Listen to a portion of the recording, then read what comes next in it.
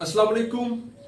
आज जो हमारा टॉपिक है वो है responses to avoid stresses. 12th class के लिए है ये।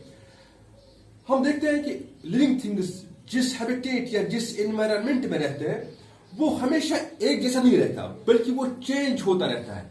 बल्कि कुछ जगहों पे तो जो चेंजेस होते हैं इन अवॉइड कंडीशंस में वो बड़ी ड्रास्टिक होती है। तो आज का जो हमारा टॉपिक है वो ये है कि how do living things cope up with changing environment, with changing abiotic conditions of their habitat। हम पहले ये सोचते हैं during the millions of years of evolution living things जो है they should have evolved a constant internal environment जिसको हम बोलते हैं homeostasis।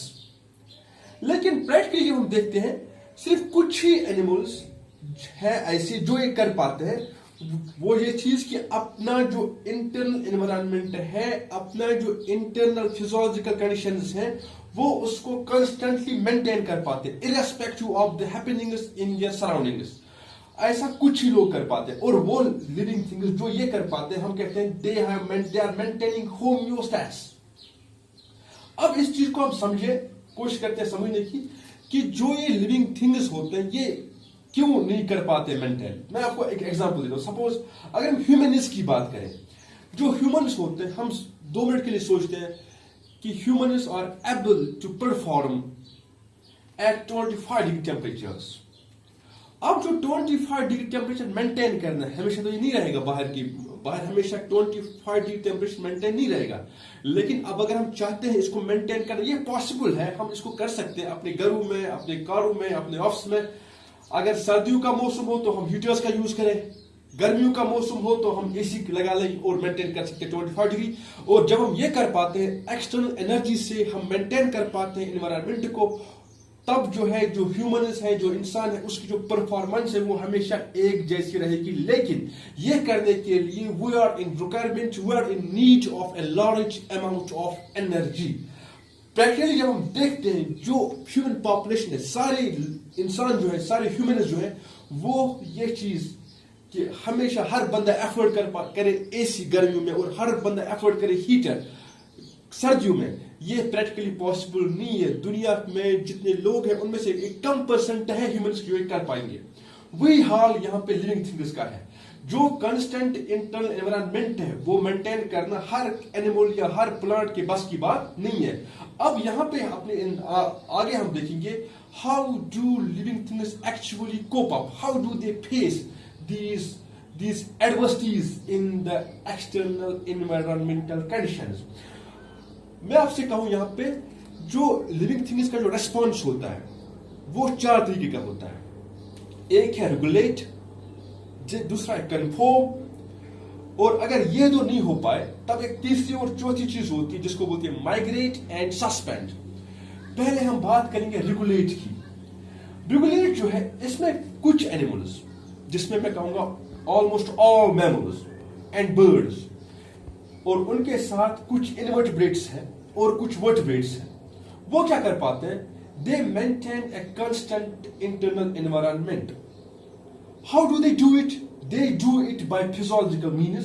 They maintain constant temperature, जिसको हम बोलते हैं thermoregulation, and they maintain constant osmotic concentration, जिसको हम बोलते हैं osmoregulation।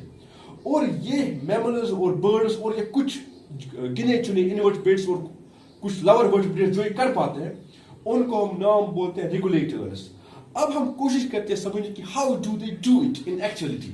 अगर हम ह्यूमनिस की बात करें, ह्यूमनिस को टेम्परेचर मेंटेन करना है, ये अपना अंदर का टेम्परेचर कैसे मेंटेन कर पाते हैं।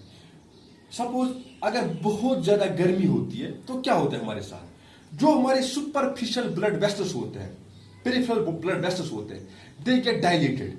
जब ये डायलेट हो जाते हैं ये लॉस करते हैं हीट, और जब हीट लॉस करते हैं तो वहां स्वेटिंग हो जाती है।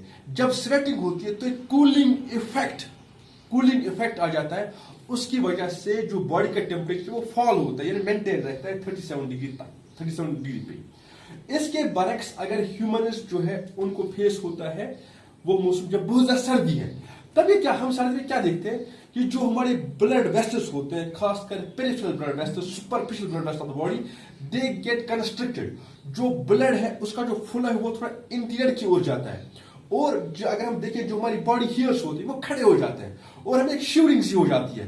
ये एक किस्म का एक्सरसाइज है, और इस एक्सरसाइज से जो टेम्परेचर वो बॉडी का मेंटेन हो जाता है। तो जो ये मेंटेनेंस है इंटरनल बॉडी टेम्परेचर्स का, it is all by physiological means, दोनों तरीकों से। लेकिन जैसे मैंने आपसे कहा कि सारे एनिमल्स ये नहीं कर पाएंगे, ये सिर्फ कर पाते हैं वो लिविंग थिंग्स।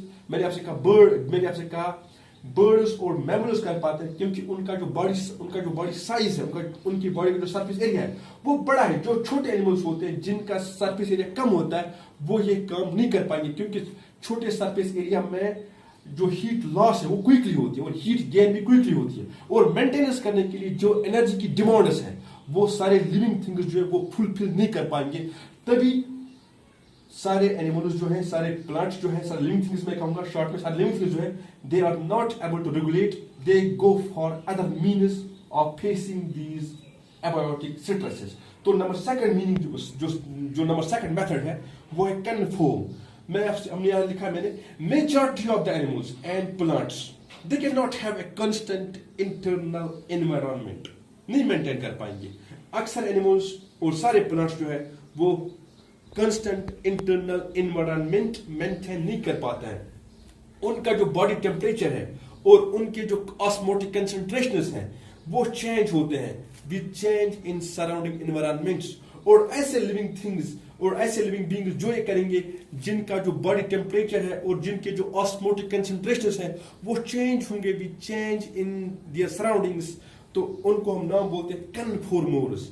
अक्सर एनिमल्स और प्लांट्स यही कर लेते हैं, यानी उनका जो इंटरनल एनवायरनमेंट है वो चेंज होता है in accordance with the changing external environment. इसके एग्जांपल्स हमारे पास फिशेस हैं या बाकी इन्वर्टेब्रेट्स हैं जो ये कर पाते हैं।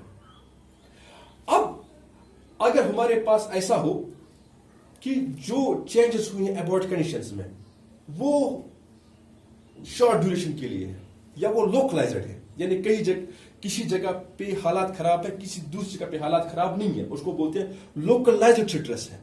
या स्ट्रेस ऐसा शॉर्ट ड्यूरेशन का, सपोज बहुत ज्यादा गर्मी है 1 महीने के लिए, बहुत ज्यादा गर्मी है, बहुत ज्यादा सर्दी है 2 महीने के लिए, ऐसा कुछ, तो उसको बोलते हैं लोकलाइज्ड। और शॉर्ट ड्यूरेशन के स्ट्रेसफुल कंडीशंस अगर होगा, स्ट्रेसफुल एबायोटिक फैक्टर्स अगर होंगे, तब जो लिविंग थिंग्स है उनका रेस्पॉन्स होता है एक और मीन्स से, वो है माइग्रेट। तो माइग्रेशन में क्या होता है, माइग्रेशन में क्या करता है, टेम्परली जो लिविंग थिंग है वो मूव करता है from stressful habitat to a more hospitable habitat. जो माइग्रेशन है उसमें हम देखते हैं कुछ जो माइग्रेशन होते हैं वो होते हैं शॉर्ट डिस्टेंस माइग्रेशन, और कुछ होते हैं लॉन्ग डिस्टेंस माइग्रेशन, और कुछ होते हैं कम टाइम के लिए, कुछ होते हैं ज्यादा टाइम के लिए। जो लॉन्ग डिस्टेंस माइग्रेशन हैं जिनमें बर्ड्स हैं खासकर, वो थाउजेंड्स ऑफ किलोमीटर्स मूव करते हैं to avoid the stressful environment। इसमें अगर हम बात करें, आर्कटिक टर्न एक बर्ड है, वो मूव करता है 17600 किलोमीटर माइग्रेशन में। हम अगर कश्मीर की बात करें, आज यहाँ मौसम है, खुशगवार मौसम है, गर्मियों का मौसम है, इस मौसम में हम देखते हैं कई किस्म के बर्ड्स हैं जो हमारे यहाँ आते हैं। अगर हुपू की बात करें, पैरोट की बात करें, ये यहाँ पे आज ही पाए जाते हैं, लेकिन जैसे ही सर्दियों का मौसम होता है ये वापस चले जाते हैं। तो ये एक एग्जाम्पल है माइग्रेशन जो हम खुद देखते हैं इस माइग्रेशन को।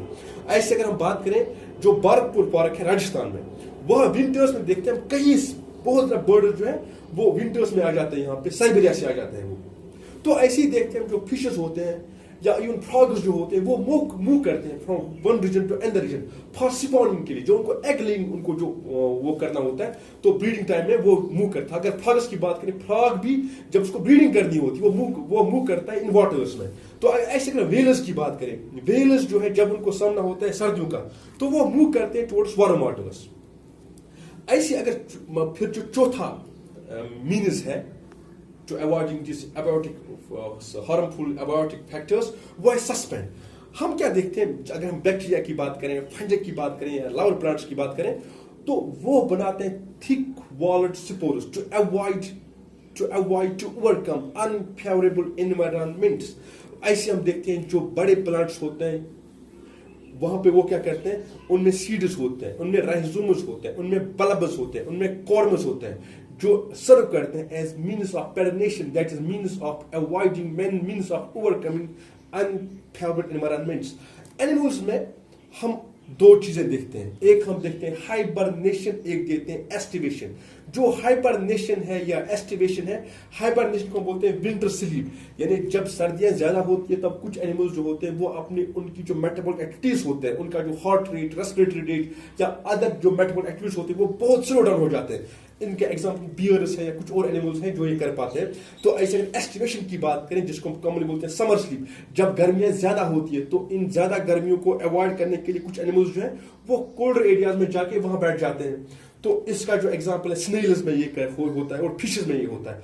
तो ओवरऑल हमने कहा कि जो एबॉर्ट स्ट्रेसेस होते हैं, एबॉर्ट स्ट्रेसेस या एबॉर्ट फैक्टर्स जो होता है, स्ट्रेसफुल एबॉर्ट फैक्टर्स को कूप अप करने के लिए, उनको फेस करने के लिए जो लिविंग थिंग्स के पास जो मेथड्स हैं उनको फेस करने के वो चार है: regulate, conform, migrate and suspend.